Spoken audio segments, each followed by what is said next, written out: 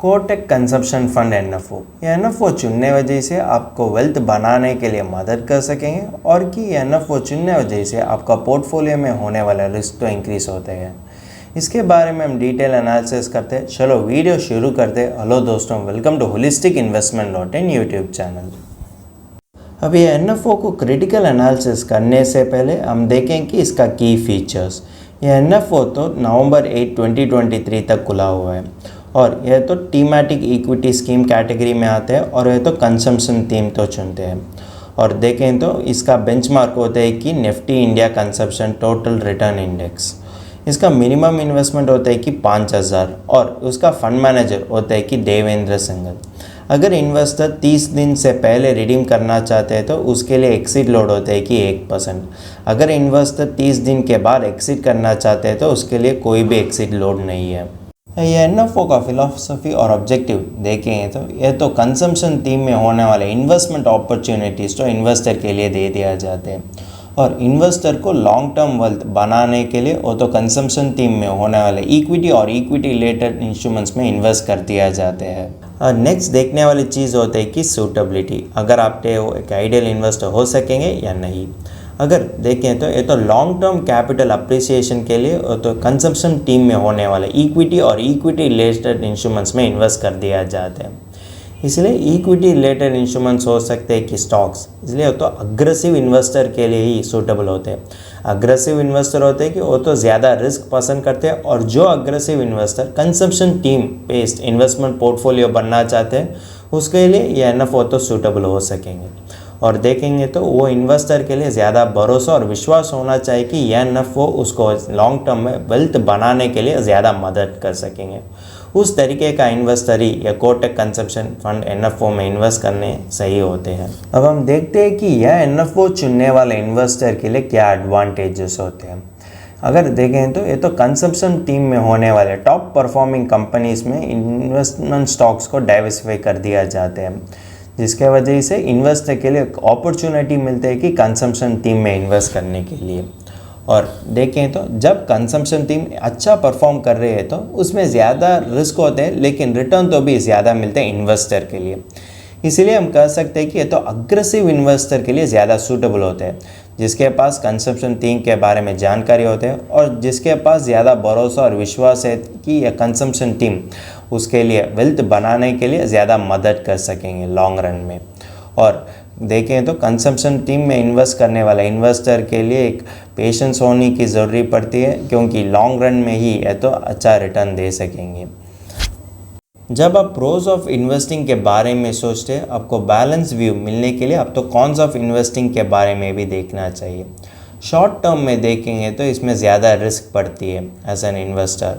और देखें तो आपका शॉर्ट टर्म फाइनेंशियल गोल्स जो आप 1 साल 2 साल और 3 साल के लिए रखते हैं, वो सब गोल्स के लिए ये फ़ंड तो ज़्यादा रिस्कियर होते हैं।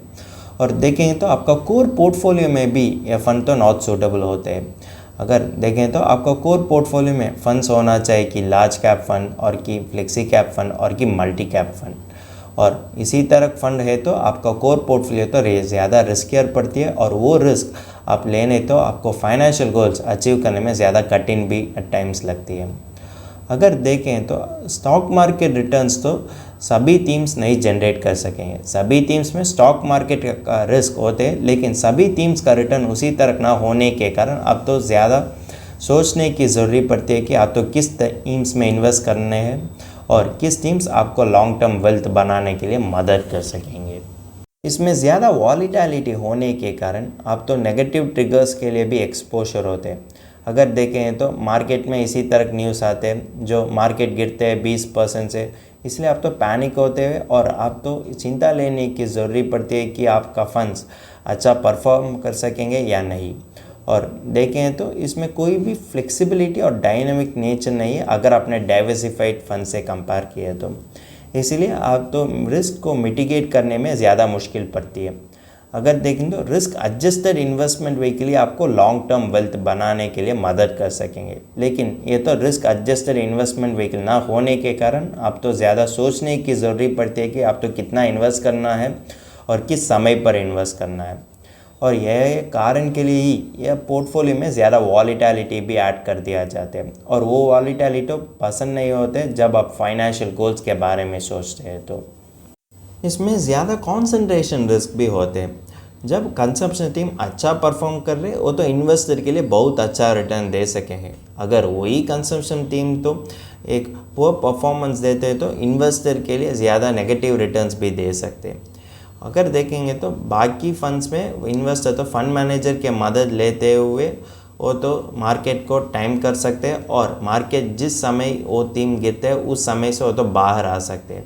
लेकिन इसमें फ़ंड मैनेजर कोई भी मदद नहीं कर सकते, और इन्वेस्टर के लिए भी पूरे रिस्पॉन्सिबिलिटी होने के कारण वो तो ज़्यादा सोचने की ज़रूरत पड़ती है वो कब इन्वेस्ट करे और कब यह इन्वेस्टमेंट से वो बाहर आना चाहिए। हमने अब तक यह कोटक कंजम्पशन फंड एनएफओ के बारे में सारे इम्पोर्टेंट चीज़ कवर कर लिया। अब समय आ गया कि इसका फाइनल वर्डिक्ट और टेक अवे देने के लिए।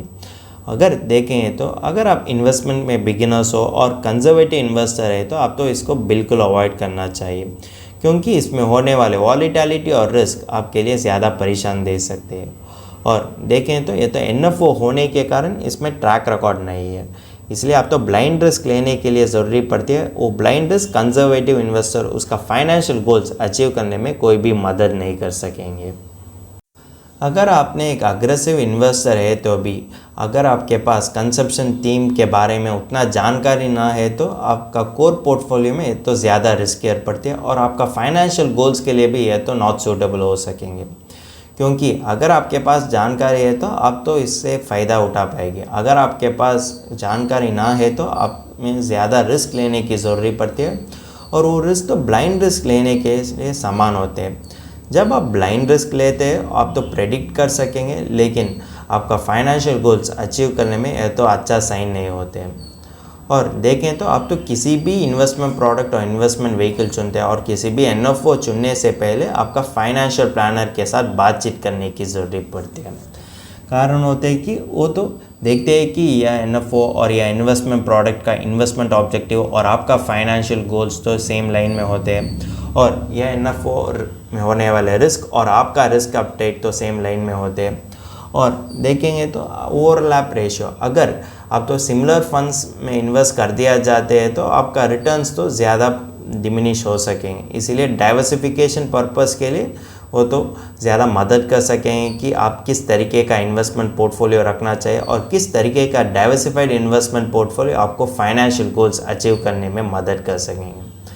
अगर आप देखेंगे कि यह कोटक कंजम्पशन फंड आपका इन्वेस्टमेंट पोर्टफोलियो में होना चाहते हैं तो भी फंड मैनेजर बोलते हैं कि इसमें कितना अलोकेट करना चाहिए, और कितना अलोकेट करने से आइडियल अलोकेशन होते हैं आपका फाइनेंशियल गोल्स अचीव करने के लिए।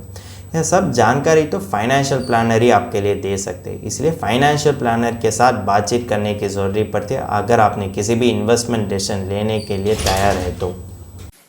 अगर तुमको इस टॉपिक में और कोई अदर फाइनेंस और इन्वेस्टमेंट रिलेटेड टॉपिक में संदेह है तो हमारा फाइनेंशियल एक्सपर्ट के साथ अपॉइंटमेंट बुक कर सकता है। अपॉइंटमेंट का लिंक डिस्क्रिप्शन में दिया गया है। और फिर इन्वेस्टमेंट के बारे में और फाइनेंस के बारे में तुमको ज़्यादा बताना चाहिए तो हमारा लाइव वेबिनार अटेंड कर दीजिए। वेबिनार का लिंक भी डिस्क्रिप्शन में दिया गया है। वेबिनार एब्सोल्युटली फ्री है। इस वीडियो तुमको पसंद है तो लाइक कर दीजिए, फ्रेंड्स के साथ शेयर कर दीजिए और ज़रूर सब्सक्राइब कर दीजिए। धन्यवाद।